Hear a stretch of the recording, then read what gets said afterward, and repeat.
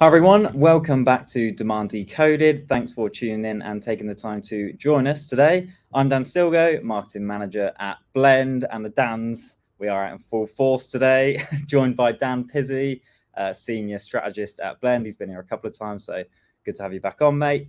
Here in the new setup again, which is nice. We had a few audio blips last time, and every time I turned this way, it's kind of fading, so I'll need to work on that. We're getting there, but it's good to be here. Anyway, today discussing how you can drive drive demand with LinkedIn ads, which is a really interesting topic and one that I've actually wanted to dive into for a while, but I kind of wanted to prove to myself first that I could get LinkedIn ads working. I could drive demand through LinkedIn. I could drive high intent leads and pipeline and revenue through LinkedIn. And now I'm at that stage and seeing that for Blend, I really wanted to come on and actually talk about the topic. And now I'm in a good position to do that. And of course, Dan, you're kind of implementing LinkedIn ads for a whole range of businesses. So exactly. You'll have some good insight. Yeah, I think in terms of ads channels, I think LinkedIn is arguably the strongest with Google Ads. Yeah. Its targeting is so strong. I'm excited to talk about that in depth and actually go into that tactically. Yeah, it'll be tactical, I think, this one, won't it? We've got some talking points here, actually, so we probably will be looking down, but only because this is actually going to be, quite tactical, a lot of advice in here. So if you are, to be fair, even if you're just setting up LinkedIn ads or running them already, I think we will have quite a good range of advice here. Yeah, definitely. So tactical episode, probably kind of assuming that you already know LinkedIn is a viable channel for your go-to-market and that your audience is there, so you should be using it. We're kind of assuming those things. This will be tactical, so bear that in mind. As we go along, please do ask any questions that you might have about what we're talking about, LinkedIn ads in general, and we'll answer those as we go along. Just add them to the comments on LinkedIn and then we can pick them up. Right, shall we dive in? Yes. I suppose just to kind of set things up then, we should probably discuss the role that LinkedIn ads can actually play in the buyer journey itself. Yeah, I think interestingly, I've seen a few LinkedIn posts about this recently, actually, commented on one recently as well. I think LinkedIn is perfect for actually two sides of the funnel, so to say. It's perfect for the demand creation side, because you can literally hit your target audience in the feed where they're basically browsing every day, especially in B2B. I think we all know how much LinkedIn is talked about. We all know how much people use the channel. So I think in terms of hitting that potential future buyer on the right channel, it's perfect for that.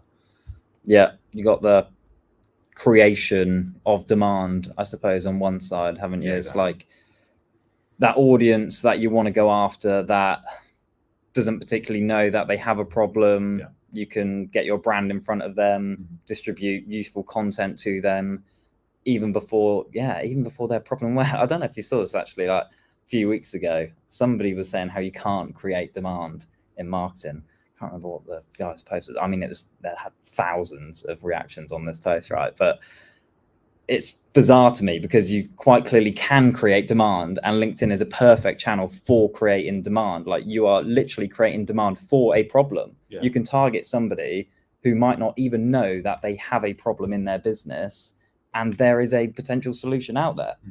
Perfect for that. Yeah, and then obviously you've got the retargeting side, capturing. Exactly, and that's why it works so well together as well, because you've got the one aspect of someone who's not in market but is very, very high fit, and you can target that high fit. And then once you've they learn about you a little bit more, then you can start retargeting them on your solution or the problem that you solve, or even things like reviews, testimonials, case studies, which is a little bit further down the funnel, but it's a very, very nice aspect to be promoting after they're now aware of you in that first stage.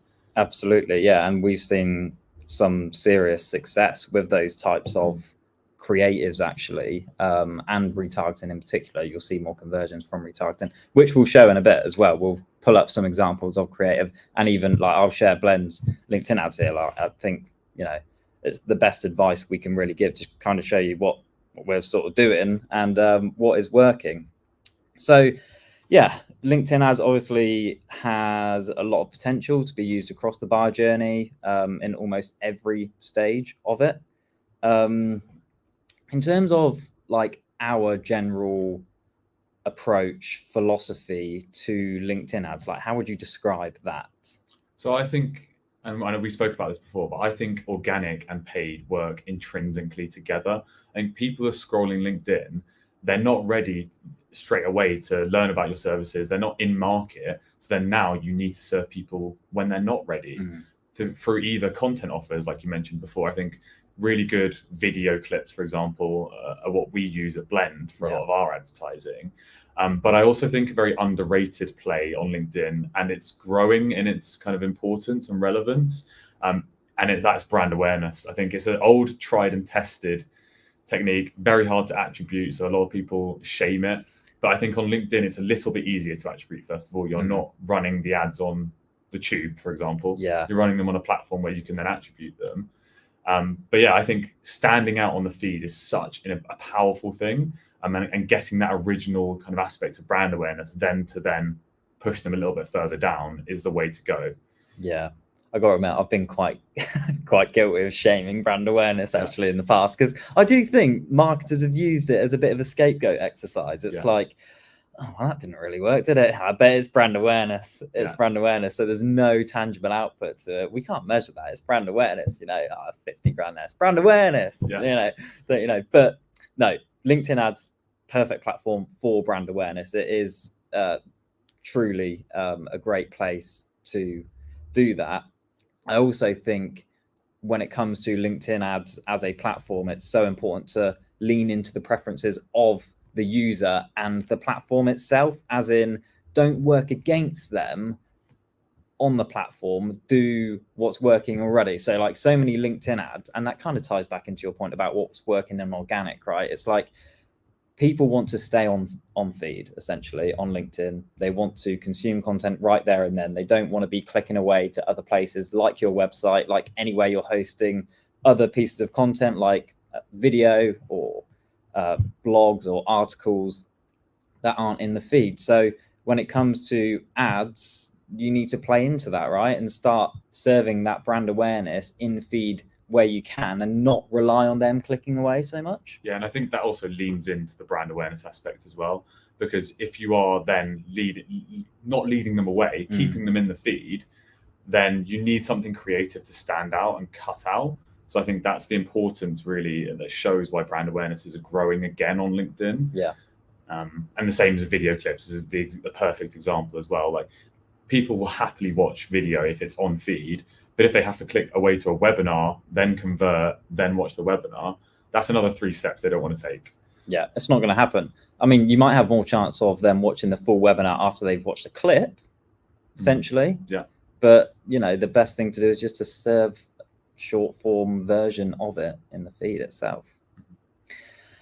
Right, now we've kind of got a bit of the philosophy, the idea behind LinkedIn ads out of the way. Let's get quite tactical, shall we? And actually break down what makes a good LinkedIn campaign. So I thought if we almost go through the setup on LinkedIn, like as you would, kind of step by step, and talk through each component, our advice for each component, kind of where we go from there, what our thoughts are really on each one. So when you actually, set up a LinkedIn campaign, firstly, you get met with campaign objective.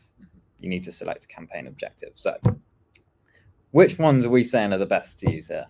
So we usually use a few all the time. Yeah. And those are brand awareness as the first one. But that's 100% if you don't want people to click through. If you're not bothered about people clicking through, brand awareness is the way to go. You pay for reach, basically. Yeah. And if your ads are really creative and they stand out, people should click them anyway. So that's my opinion on brand awareness. I think another one for content offers, and if you did want to maybe drive people to a landing page, website visits is probably the way to go there. If you're promoting, for example, like a piece of first-party data that you've been capturing, I think maybe website visits is your go-to objective, or possibly engagement as well. I think they're relatively close to each other. Engagement is obviously more suited to the feed rather than a landing page. But I think in terms of content offers and brand awareness offers, those are the top 3 for me. Yeah, agree mainly. I'd probably throw video views in there, which I've tried in tandem with brand awareness. You get similar results from those, to be honest. My go-to is pretty much always brand awareness. Like, in most cases, I want my ads to be seen by as many people as possible, and they will click through, like, if they find your ad intriguing anyway. So brand awareness is kind of a good basis there. Website visits usually for retargeting ads. But a funny point on engagement is I ran some ads before on a low budget with the engagement objective, basically because I wanted all of the other things like the impressions, the reach, video views, clicks without paying for them. So not that many people will engage with a LinkedIn ad. A few do, to be fair. You do get some engagement, but not as many people will click that engagement button or comment or anything like that. It basically just engage with the ad in any way. And all engagement isn't good engagement sometimes. I think sometimes if you are sending an ad to someone multiple times, which LinkedIn does because of the way advertising works, people get annoyed. They might give you a bit of a negative comment on there, which is not a good engagement. Yeah, but it was an interesting way of almost making the most of LinkedIn ads on a small budget, because you get all the good things because you're not getting much engagement anyway. You're not paying for those LinkedIn ads in a sense, because you're not paying for that objective. You're just getting clicks, you're getting impressions and not paying for them. So if you've got a low budget, I would consider looking at engagement as an objective. If you've tried brand awareness, if you've tried website visits, video views, and you're not getting good enough ROI from your budget, like you're not able to stretch it far enough, give engagement a go, because you might get better ROI. Thought leader ads. Yeah. So the one we haven't included, but we have seen from data that it's possibly the top performing ad type. Now, it can be hard to buy people into thought leadership. It's essentially done through individual profiles rather than company profiles, but you sponsor those individual profiles through your company page. They are proven to have a lot higher reach. We spoke about this again, and we probably think it's the way B2B is going, especially on LinkedIn. It is leaning into individuals more than companies. And people trust people more than companies. Maybe it's something to do with AI, possibly. There's a few different factors, but if you can buy people into thought leadership, that is probably the way to go. Replacing your video ads possibly with thought leader video ads. Yeah, it does require you to have that kind of content creator, or at least publisher, that person on LinkedIn who's already posting. Am I right in thinking you still can't set up a campaign yet, can you, with thought leader ads in? You have to go through and sponsor them separately, almost like a boost. So they already need to be posting on LinkedIn, and if they're not, you're going to struggle, basically. So it kind of needs to almost follow a thought leadership mentality that you already have on LinkedIn. You need an opinion leader in your business really to be running those ads. But if you do, then I think they're very viable, and you should definitely test them if you have that kind of opinion leader in the business. Yeah, I know Justin Rowe at Impactable is swearing by thought leader ads at the moment, and I'm seeing a lot of his thought leader ads actually on LinkedIn. I think just B2B buyers now have been burnt by so many brands in the past, and almost understand that vendors are sometimes not trying to manipulate, but let's face it, really biased in their views, that they are just trusting people more. And although it's being sponsored by a company, that is actually, it's quite a small detail visually in the ad. It really, does just look like somebody posting on the feed. Okay, so what we saying to try: brand awareness, website visits, engagement, video views, thought leader ads. And really it does require some trial and error. Some objectives work better for your audience, for example. If you're running a lot of ads to a small audience, then maybe you want to test different objectives. Maybe you don't want to run brand awareness because you don't want to keep growing that reach, for example. Okay, so what about what not to use? What objectives are we saying just avoid? I think probably won't come as a surprise for Blend, but we wouldn't recommend lead gen ads. I think it subscribes to the old school mindset of gated versus ungated content. And as Dan's mentioned already in this podcast, we've spoken about how buyers don't want to leave LinkedIn, let alone fill in a form on LinkedIn. Well, your interesting point that I quite liked when we spoke about this the other day was the whole email side of it as well. Yeah, so we have actually tested this in the past for multiple clients. And although it seems like you would get great detail from LinkedIn, you can get their job title, for example, you can get their job role, which you can't normally get from a normal form because no one wants to fill in their job title for a gated piece of content. What you don't get on LinkedIn is the company email a lot of times, because someone's LinkedIn profile won't be tied to their company. It'll be tied to their personal email. So you're missing out on key data. If you did want to market to that person after in B2B, you're missing their company email. People especially don't like being marketed to their personal email, let alone their company email. Yeah, and it's kind of a waste of time in most places. And like you say, people don't like it. They're not going to engage with it. Yeah. It's kind of almost an even worse invasion of privacy. I'm really not a fan of LinkedIn lead gen campaigns. I mean, if you just look at the conversion rate of the leads that you're getting through on those campaigns and track that all the way through to pipeline and revenue, it will be absolutely abysmal, and in most cases 0%. So if you are running LinkedIn lead gen ads, I would reconsider, look at the data, track it through to pipeline and revenue, and kind of just let the data speak for itself, and then reconsider your LinkedIn ads and probably move it to more of a brand awareness play and a free ungated resource in feed consumption, like optimized campaign, really. We're saying that's probably the main one not to use. We probably won't touch on like job ads, messaging. That's the main one to call out here, I think. Okay, right, so now we've got a good objective in place. Audience creation, next step. Arguably the biggest step of LinkedIn ads. A lot of testing, a lot of iterations have to be done here. There are some standard best practices, I think, that we always follow every single campaign we set up. We make sure, first of all, that location is set as permanent.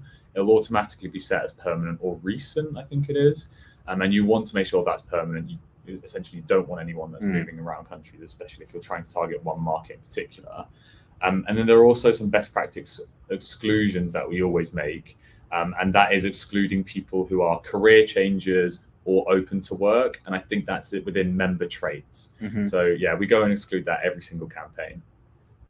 In if we split this out by like cold audience and then retargeting audience, I suppose, one thing that I see come up quite a lot is the debate versus using a job title versus job function seniority. For example, like function marketing, I don't even know what the seniorities are off the top of my head. It goes all the way from entry, I think, to CXO possibly, or management, isn't it? And then C-level. That versus individual job titles listed out. What's your kind of go-to on that? Yeah, so it's an interesting debate, and it's actually a debate we often have within our own agency here. And again, this is a bit of a cop-out answer, but it does depend on your persona, on your audience. What we find is sometimes that if you have quite a wide range of job functions and job titles, then job function and seniority would be worth going for, because you don't want to miss out on any potential job titles, which can easily happen because, as we all know, there are so many job titles that can describe a role. But if you have more of a niche audience and you're very, very well versed in your persona, you have that listed out, then maybe you can just pick a few job titles and target that. What I will say is the job function and job seniority gives you a wider pool of targeting, but it's also more time consuming to manage because you have to spend a lot of time then excluding specific job titles that you don't want to be accidentally hitting. And then you also have to monitor your campaigns a lot more as well, just to make sure you're not hitting any of those irrelevant job titles. Yeah, and I suppose it also comes back to that audience size at the end of the day, because if you are using a function which is quite a wide function, like marketing, for example, plus any seniority really is going to give you a pretty chunky audience in there. And if you don't then have the budget, which we'll move on to in a bit, but if you don't have the budget to then keep up with the frequency and have a good average frequency on those ads, then you might want to use job title instead to be a bit more targeted and really say, look, these are the job titles that in the past, have delivered success for us, become customers, the people that we really, really want to target. And you might need to be a bit more granular. Yeah, and it is also worth noting with that, though, is you can reach your maximum number of job titles. Yeah. And it doesn't actually take that long, surprisingly.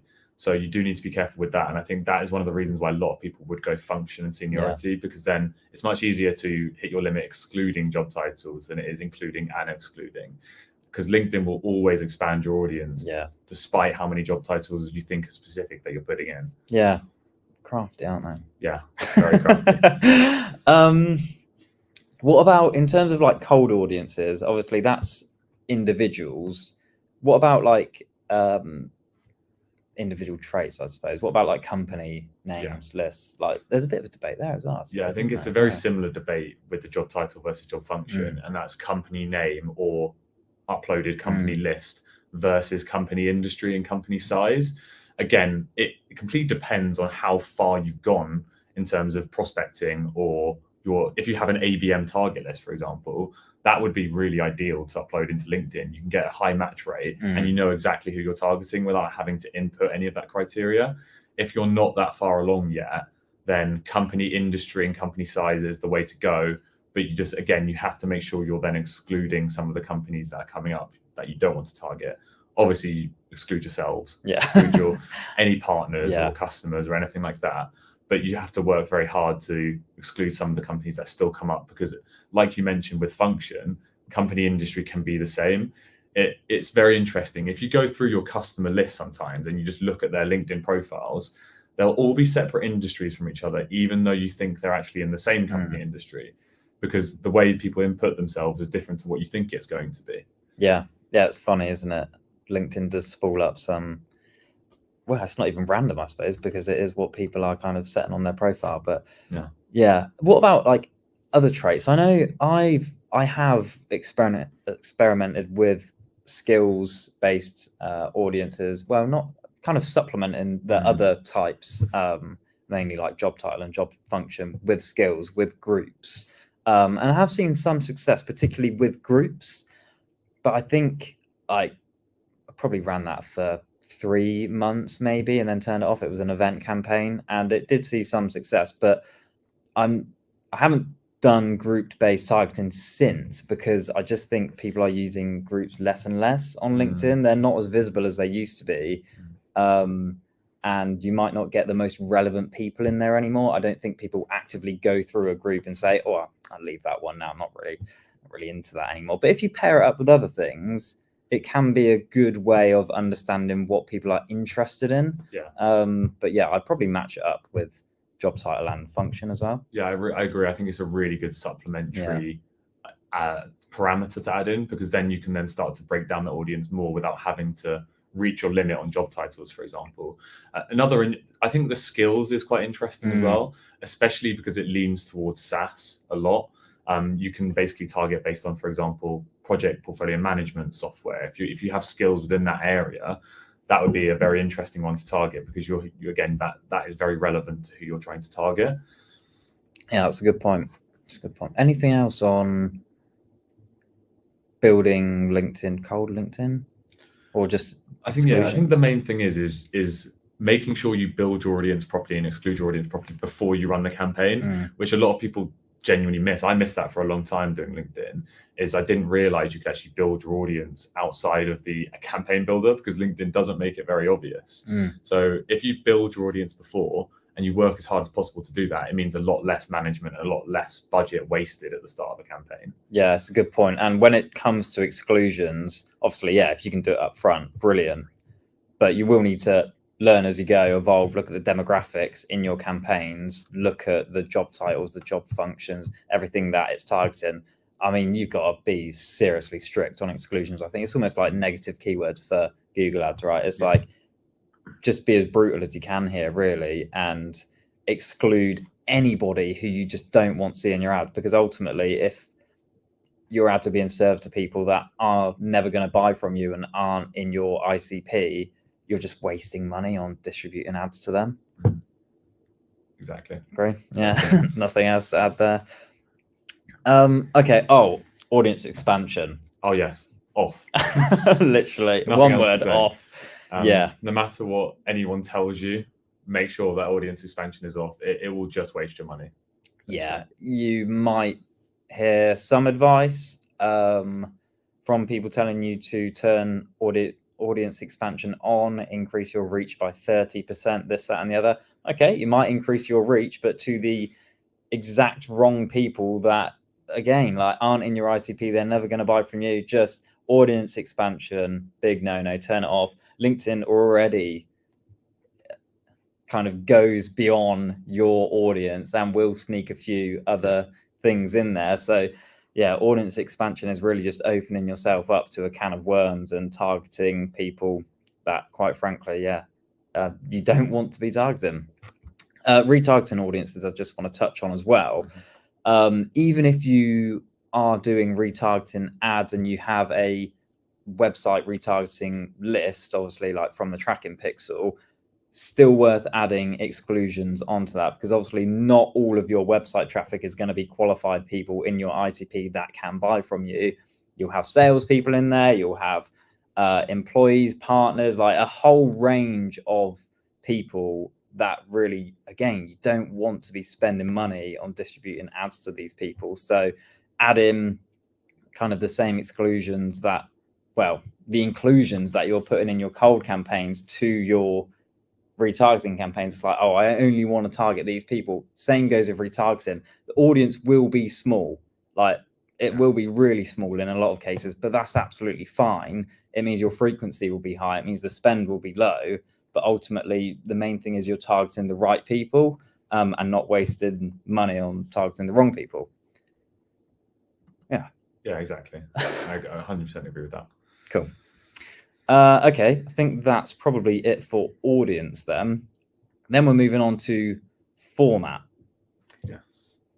The first thing I want to say on format is text. Just a quick note on text ads and spotlight ads. Two format types that are often totally overlooked and in most cases not set up by anybody, are so worth doing, especially text ads. So if you set up a text ad, it's just the little ads. When you open up LinkedIn, I think it's only on desktop, is that right? Yeah. I think so, yeah. It's only on desktop. If you open up on desktop, obviously you've got your feed down the middle. On the right-hand side, you've got a series of ads, and text ads are the ones above Spotlight, below News or whatever that is.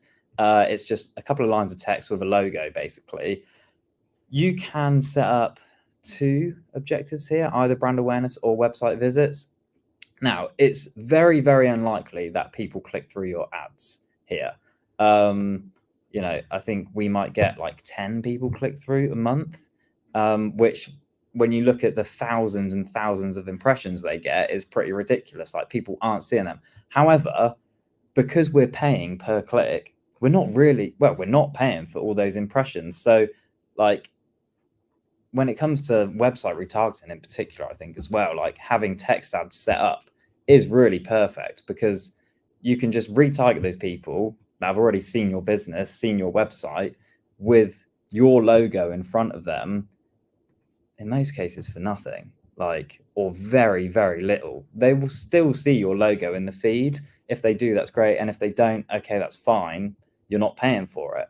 So it's win-win in my eyes. Yeah, it sounds like you're never going to lose with that. So yeah, you might as well just go for it. Spotlight ads, similar, a bit more expensive, and do get clicked on more. They're a bit more prominent on the desktop itself. So experiment, you might see similar results to text ads. So yeah, worth looking into. I turned ours off just because I wanted to invest that in other places, but you know, it's still, I'll do it again, basically. And can you build retargeting off of those two formats? Not too sure. sure. Not sure on that. I don't think so. Don't think so off the top of my head. No. And that would be based on a click, I suppose. Yeah, anyway, so it probably, the audience size probably wouldn't be big enough to warrant the retargeting off the back of it. But main ones, I suppose, when it comes to formats. Yeah, I think main ones won't be surprising. Single image, which is probably what you see most of the time on LinkedIn as you're scrolling. It's also worth noting that within single image, there's 3 different formats, which is square, vertical, and horizontal. Might be wrong. But yeah, we would normally recommend square or vertical because those work well on mobile. And we know that a lot of people use LinkedIn on their mobile. So we would normally recommend square or vertical. There's also obviously carousel, which we had a chat about before. And I personally don't like carousel. The only purpose for me is it's storytelling, but I think video is much better for storytelling. Otherwise, I think it's just creating needless clicks for the sake of it, and a lot of people will not scroll through to an end of a carousel. So I think you get much better performance, reach, and you get to actually showcase your message better with a single image. I think it's a bit of a waste of time, to be honest, to carousel. Yeah, you also made the point that because they're having to click then so much through the carousel, they've exhausted their clickiness. Yeah, exactly. They're out of clicks, so it's unlikely that they'll then click through to whatever your offer is off the back of that carousel. So you're almost just creating more friction for somebody to then click through on your ad. It's much better to create that story if you can in a single image, because you're more likely going to get a click. And to be honest, I think it's disappointing because carousels do look really nice, and they're really creative ads to have on your feed, but they just don't seem to perform as better as single image, unfortunately. Yeah, definitely seen the most success with single image and video, of course. But video, I suppose there's a few different types of video. Like when it comes to cold campaigns, short form video, educational video, probably the best to use. Retargeting ads, I mean, you can still, like, we still run some educational based retargeting ads, but it's kind of more about our offer and service, what makes our service good and different, and you know, kind of why they should click back and come back to our website. But then you've also got like work. I suppose if you're in SaaS, you might, well, any company really, you might have like process animations and videos about manufacturing and all of these different kinds of videos, all viable to use at different stages with different audiences. But again, just well, this is actually only in feed anyway, isn't it? So no real comment on that. Yeah, big fan of video ads. I think we're going to see more of them in the feed. People are more and more used to consuming video now as well. Like it's become one of, if not the go-to medium for all kind of content consumption. So I think it's also worth noting it within the video as well. I think a lot of people think that video has to be professionally produced, whereas actually a lot of the time, the better performing ads and the better performing even organic LinkedIn video posts are ones that seem more organic and seem natural rather than these like highly produced movies almost. Yeah, it's almost like the advice seems more authentic if the video is like, if you're shot like a green screen effect on TikTok or whatever with just a bit of advice. It's like, oh yeah, they know what, they're not trying to like manipulate my thoughts or anything. They're not trying to sell me anything. This is just an honest person giving me some advice. Yeah, it's a good point. It's a good point. And then you got document ads. I haven't actually used them. Not got the most experience with them. From what I've seen, they are quite a lot of the time used with the lead gen objective, or they're promoting white paper content or long form content. So I guess they do have a kind of a niche use case of promoting that content, but they're definitely geared more towards the lead generation side than demand generation side, in my opinion. And I would much prefer promoting a content piece with a single image that has a eye-catching stat or something like that. I think that works better as a hook rather than just plopping down your white paper onto LinkedIn and letting people read it. Yeah, like PDFs almost go hand in hand with lead gen, don't they? So when I do see document ads, it is generally locked, needs to be ungated. And yeah, we spoke about our thoughts on that. So would probably avoid that one unless it's actually an ungated, useful piece of information, I suppose. Event ads, had some experience with. I think it can work. It has worked for us in the past. I think, we might have generated like 400 event attendees, I suppose LinkedIn call them. The only caveat I would add here is obviously that is promoting an event that's listed on LinkedIn itself. And you can have multiple types of events on LinkedIn, either in the platform, like a LinkedIn Live, an audio event, or you can actually have a offline event, but also add it onto LinkedIn. But then when you register, you then have to click the link and then register offline as well. It's a really weird and awful UX that I don't think gets great results. So if you are running or want to run LinkedIn event-based ads, make sure that your event is actually like this, a LinkedIn Live hosted on LinkedIn itself, because then the event ad will be in the feed. You can just scroll down and literally hit attend in the feed, and they will be there, like registered on LinkedIn in the feed. But if you're trying to promote a offline event, whether it be a webinar just not hosted on LinkedIn or an in-person event, I'll probably just stick to single image and run the ads that way, because the event ads are just then creating more clicks than are necessary to actually get a registration. So that would be my advice there. Solid advice. Boosts are an interesting thing on LinkedIn, aren't they? Yeah, I guess, are they a format? Are they? Well, I suppose they're not creative? A format, but we needed to put them somewhere. I think, in terms of ad format, I think if you haven't trialed boosting before and you don't have a big budget for LinkedIn ads. Just what is boosting a sec, just for people? Yeah. So essentially, it's the closest type of organic. Essentially, you take your organic post that you've posted on LinkedIn, and you can then put some budget behind it and boost it to an audience of your choosing. You can basically take one of your saved audiences that you might have created before and then use that for this paid boost. I think I really like them personally. I mean, there's some debate to be had about how good they are compared to actual campaigns. But again, like I said, I think if you don't have much budget and you don't have a lot to be spending on creative copy or time to be spending on these kind of things, it works so well because you don't have to make any extra effort. You've already posted that organically anyway. And obviously, if you have a social posting strategy, it works so well together. You only have a few objectives. I think there's only brand awareness, ad engagement, I think possibly website visits, and also lead gen as well, which they've recently added to that. But yeah, I think it's a very viable alternative, again, if you just don't have the time to create a whole campaign. And I think it works really well within your organic strategy, because a lot of the time you'll very much struggle to get the right kinds of people seeing your posts. Yeah. If you ever go to your follower demographics, a lot of the time it will be salespeople or recruiters or people like that. And if you are running paid boosts and you sit naturally in the feed now, but as a paid ad, then people are clicking you. They want to find out more about you, and you are growing your kind of relevant following. Yeah. Good point. For that reason, worth trialing. Yeah, good point. Katie, Katie's just said, great content. Really wish you were screen sharing or had slides or some supporting visuals. Well, we are going to share some creative examples. Shall we just move on to that now? Yeah. Go back to the other, just to give the hit. Yeah. The hit of screen sharing, the hit of creativeness. So in our campaign setup now, I suppose we were going to go on to placement and budget, but now we've just spoken about format, it actually kind of does make sense to talk about the creative on those formats, I think. So let's dive into that now. We've got a few examples here.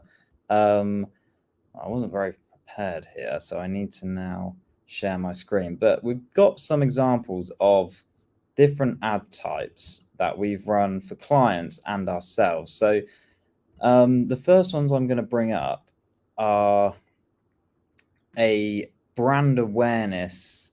Well, I'll let you talk through this actually. So yeah, we've got the Bank BI ads up here. Yeah, so essentially these ads are, like Dan mentioned, very much brand awareness. They don't really look like your traditional B2B style ads. If you ever run your own ads, we've tried to go as far as possible into the B2C realm without actually going all the way in. What we've essentially done here is we've taken all of their key kind of core proposition and messaging points, And this is targeting specifically US credit unions. We've taken all of their key proposition points for US credit unions, and we've brainstormed all of them out and decided what are the best way we can be creative, but also sticking with the messaging and also sticking with the brand. So you'll notice that in every single one of these ads here, they are quite controversial, some of them maybe, but they have their brand in there, and they have a clear kind of hook that will bring in some of these credit unions and kind of talking about their pain points and woes. I think, for example, credit unions often struggle to manage their member relationships or at least service them properly. So we've gone into that and we said, do you struggle managing your manager relationships, or are you playing guess who? This is how your software then helps you within the copy. And that is one of the top performing ads that we're running here. I think another good example is the time crunch one, which a lot of finance people struggle with at the end of the month, manually doing on spreadsheets, because it's a month thing. If you make one mistake, then your whole of your month of reporting is done. Whereas Bank BI does it automatically for you without having to spend your whole Friday of the last day of the month on it, basically. So yeah, we've tried to lean into all of the core proposition points and the pain points of credit unions. But what we found is this kind of advertising helps make you stand out on the feed, and then it gives you that first memory of Bank BI that can then serve you a little bit later. I think, as an example, we've now backed these ads up with content offers. So we're now running video ads for them as well. And that's essentially of a webinar that they're doing for credit unions. And we're also running retargeting ads off the back of these that are promoting credit union case studies that they've worked on as well. So yeah, we've essentially run 3 layers at the same time, but use this as the original layer. Yeah, I really like this night and day one. It's a well-known phrase. Yeah. Visually, immediately I can understand what that's telling me. Like, because the well-known phrase is, the difference is night and day. And like here, you can visually see, oh, that's a spreadsheet. That's much better software. I think that's what we try to play on as well. We try to play on almost the comparison between using something like Excel versus using something that's automated like Bank BI. Now we couldn't come out and we couldn't say Excel straight away on here, but we tried to make it look as close to Excel as possible. But we've also tried to use that kind of comparison piece, and you'll see that for the 3 ads in the middle here. We tried to show this versus Bank BI for all of those. And I think people like that kind of comparison. They like to know what they had now and what they're getting with your software. They're quite like playful almost, aren't they? Yeah, I agree. I think that's what we tried to do. I think a lot of the time you see B2B ads and it's a bit boring, to be honest. Yeah. So we very much tried to lean into the creative side of B2C ads, but not taking it too far. We've still tried to make sure that we're on brand and on message. Yeah. It's really great. I like this one, like the crystal ball almost. I'm not going to take any credit for these. I'm going to give it to our creative team at Blend. I feel like you should take a bit of credit. Yeah, but we have got an amazing creative team. But obviously, it means strategy behind LinkedIn. And I think it's so important as well when you start brainstorming these ads, is just getting everyone in a room. And getting everyone talking, getting everyone's brains flowing, because otherwise it's so easy to just go back to standard B2B best practice rather than thinking outside the box. I suppose, the important thing to say here is like LinkedIn is a busy place. Like it's hard to grab attention on the feed. All of these ads are designed with the ICP in mind to get their attention on the feed and basically make them stop scrolling. Yeah, exactly. Make them stop for a second even, and then just look at you and remember you. Obviously, if they click bonus. Which I think a lot, like they're performing quite well, aren't they? So good to see. That's a few examples of single image ads, creative, in feed. They're going to grab attention. Now, if we have a look, if I stop sharing that and then go to another tab, bear with.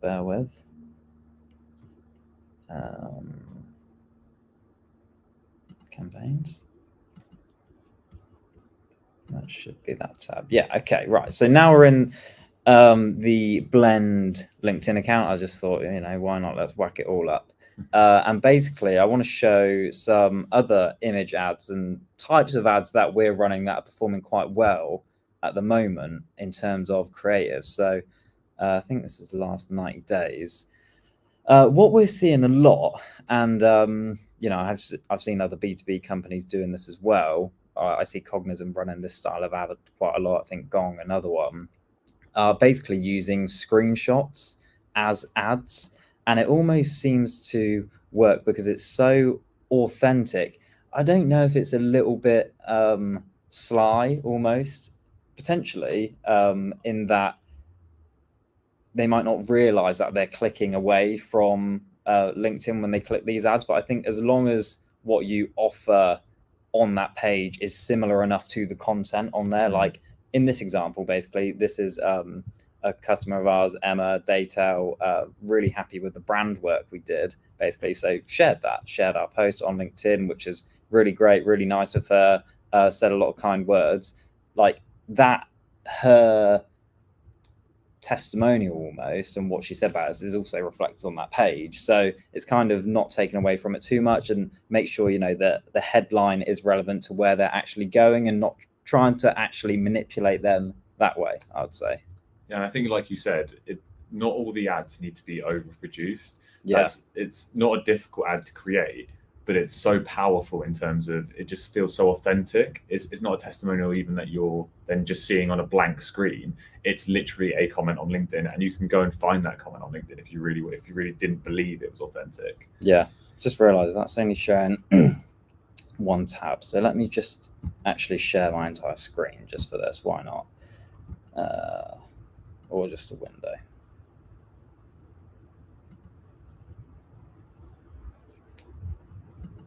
Actually, let me just open up the oh, you know what? I'll just share my... No, I won't share my screen. I'll share the tab,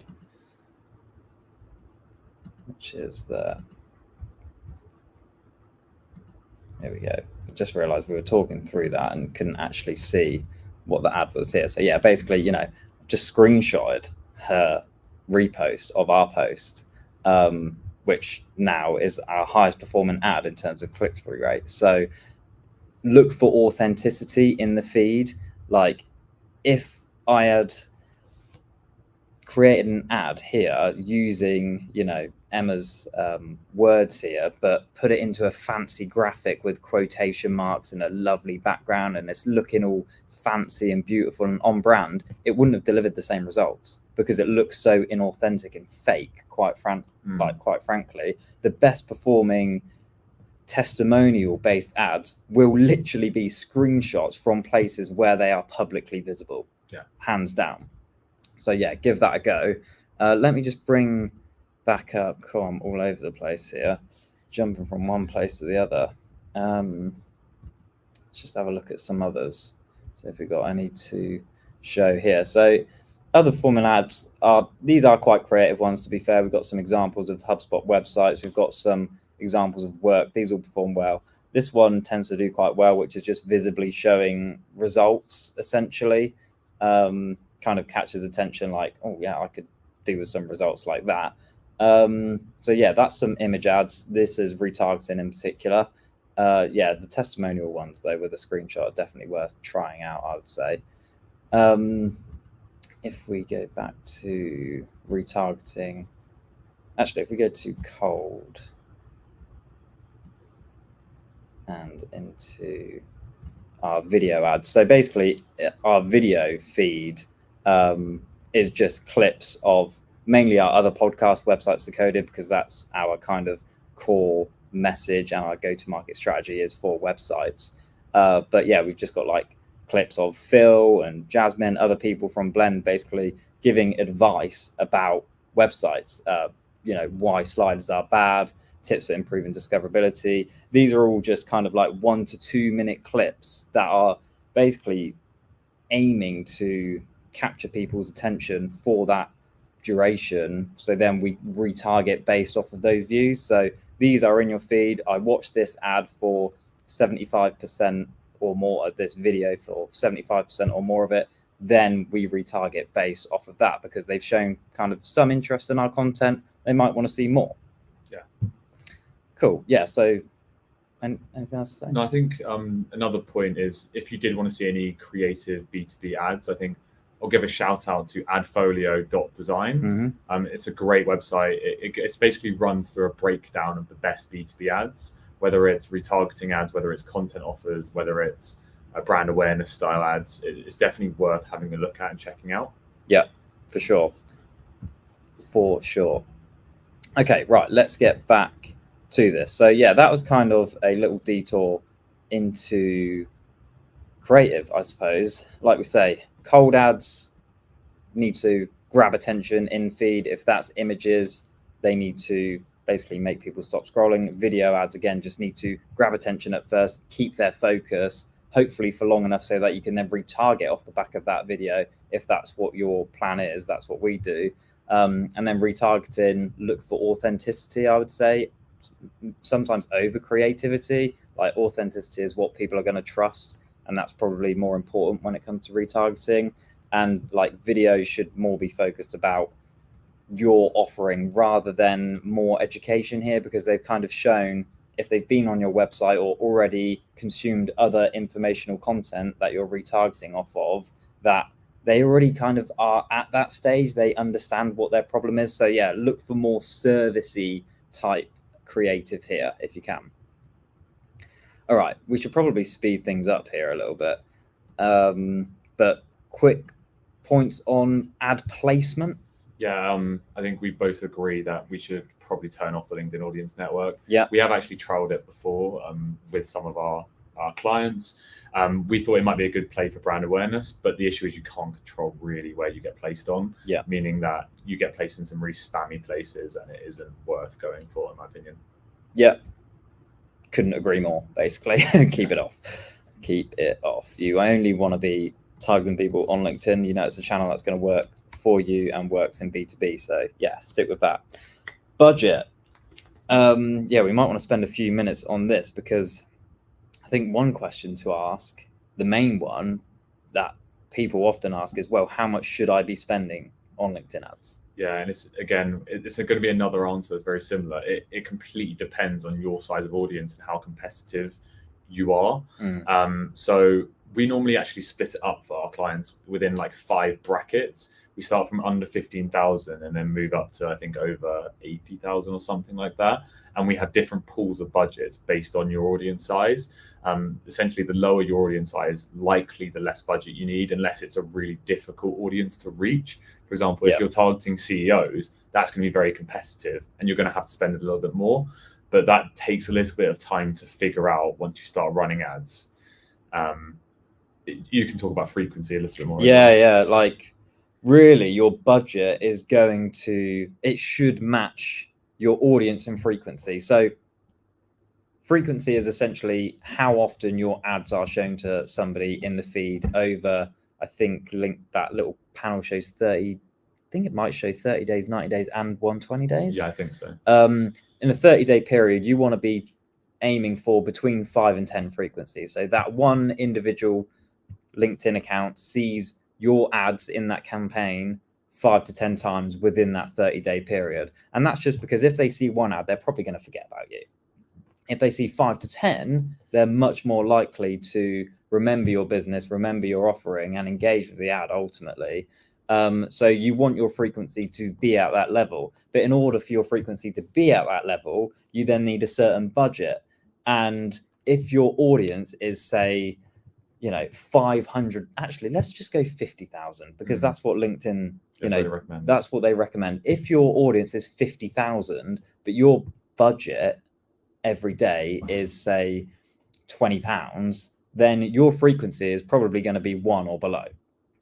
And that either means you need more budget or you need a smaller audience to get to that frequency. So you need to align the two, either increase budget or decrease audience to get the desired frequency. Yeah, 100%. I think that's the thing as well that you need to be careful of with the audience size. LinkedIn will recommend, and it's within LinkedIn's best practices, that your audience size should be 50,000. But we've seen time and time again that it does not need to be 50,000 people. It can be lower. It can be as low as you want in reality. And the higher your frequency, not too high, obviously. The higher your frequency, the better your ads will perform, essentially. Yeah, totally agree with that. In terms of bidding strategy, so you've got maximum delivery or manual bidding basically as your two options. I was just trying to see if I could bring up no, I don't think I can, but anyway, can you whilst I try and bring up those stats, you know what I'm trying to bring up. So this is an interesting thing that we've actually tested within the agency. We've tested maximum delivery for bidding strategy versus manual bidding. We kind of had the hypothesis that manual bidding would outperform maximum bidding. But again, it's another thing that LinkedIn tells you to do. They tell you to do maximum bidding. And you think, maybe that does make sense. It's going to increase my reach, it's going to increase my frequency. But actually, when we've tested it, and we've tested it not just for one client, not just for one audience type, we've tested it for a lot of different audience types and a lot of different industries. And we found that actually every single time, manual bidding outperforms maximum bidding for clicks, click-through rate, even reach. And especially cost per click. It really, really reduces your cost per click. The difference is almost sickening. The difference is absolutely massive. So I've got them on screen here, and obviously if you are listening to this via the podcast, you can see this on YouTube afterwards. But basically this is a really short test. Actually, it's only over 4 days, but the results speak for themselves. Basically, you've got manual bidding on the left, maximum delivery on the right. Manual bidding outperforms maximum delivery in every single category here. And this is only one test that we did. We saw this repeated in every instance, maybe not to this extent. This was on the extreme end, to be fair. But we saw similar results. So even though that is very extreme, we did see very, very similar results across every single client in every single industry. So it's definitely worth doing. And a lot of the time you might need to go back after and change it to manual bidding because it's easy to miss, I'll say. And then it's also worth noting on manual bidding, it's worth checking in every few days just to make sure your manual bidding's in the right kind of cost area. It does give you recommendations, which I think are usually quite good. Cool, agree with that. Try out manual bidding basically over maximum delivery. In terms of conversion tracking, so what I would say here is a lot of people miss this step because they've got HubSpot or another attribution tool in place, which is obviously fantastic at attribution if somebody clicks through from the ad. But what it won't measure is if somebody just views your ad. It won't measure those view through conversions. It only measures those click through conversions. So definitely set up LinkedIn conversion tracking. The easiest thing to do is just to set up a thank you page or something, because most people in ads will be looking for some sort of demo conversion or a high intent conversion on their website from a form that you can then redirect people to do. So set that up.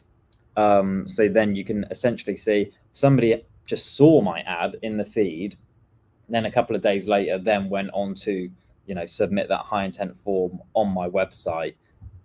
Your attribution tool has no idea that they saw your ad in the feed. They would only know if they clicked it. So if I didn't have that in place, I wouldn't know that was a conversion. Obviously, the downside is you can't see who that is, but I'd rather see something than nothing, right? I agree.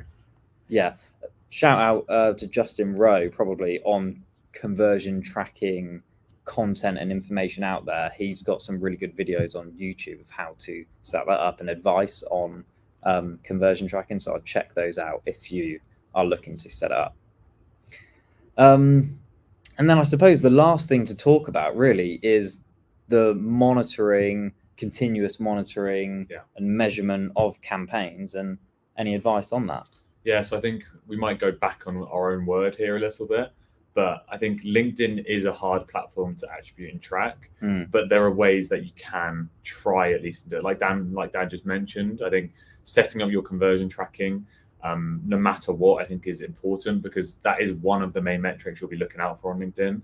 And it's not one of the vanity metrics that often get seen on LinkedIn as well. Because I think a lot of people are talking about impressions, engagement, clicks, which are all viable, especially for some of the objectives. But again, they're not really the metrics that are going to be leading to pipeline, for example. And then I think another thing worth noting is, you've probably seen us speak about this before, but this is where self-attribution is so important, because sometimes it is literally impossible to track LinkedIn.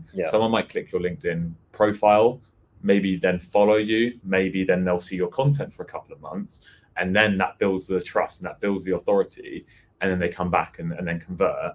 But you would have never ever seen that. That would never be attributed back to social unless you've got self-attribution running and they tell you themselves they've seen you on LinkedIn. Yeah, and we see that monthly, weekly, even, like people coming to us, as far as we're aware, and attribution tells us they found us through direct or organic. Little did you know they actually just saw you on LinkedIn, and then we'll tell you that in self-reported attribution. The only other things I would mention here: keep a close eye on frequency. You want to keep that in the 5 to 10, 30-day window, just to ensure your ads are working effectively and that your ICP are seeing your ads in a good window there. And obviously continuous monitoring of those demographics and your audience to pump in those exclusions, basically. Like, how often should people be measuring, looking in LinkedIn ads? I think in terms of your exclusion management, your bidding and budget and frequency, is probably worth checking on a weekly basis.